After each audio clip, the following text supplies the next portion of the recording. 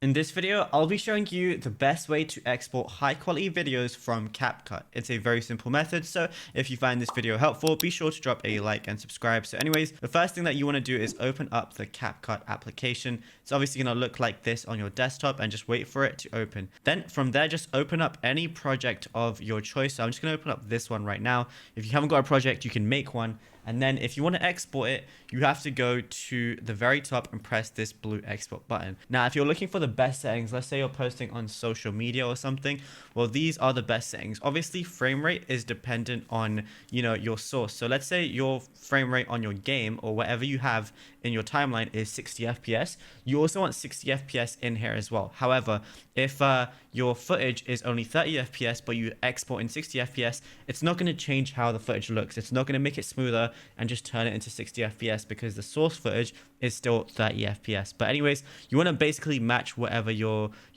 footage is in your timeline. The format, I would always recommend MP4. MOV might be a bit more lossless though, especially if you're using like MacBooks and stuff, and lossless quality is always better. The codec I would recommend is H.264, but HEVC is also good if you want a smaller file size, but I would definitely recommend H.264. And then the bitrate, you can always have it on higher or custom. I would recommend just putting it on higher. You can also do custom as well. But if you do custom, I'd recommend always having a static bitrate, because if you have a variable bitrate, the quality might just change depending on what scene is playing. So in my opinion, I would just have it on higher.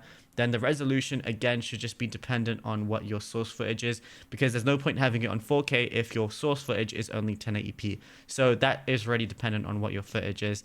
Then from audio, you can do that. And then I would recommend having it as WAV, because a waveless audio file is basically lossless audio, and an MP3 compresses your audio. So a WAV file is definitely the best. And then once you're happy with everything, you can just go ahead and export it. But just bear in mind that the more powerful the export settings are, the longer it's going to take to export, but then you'll be good to go.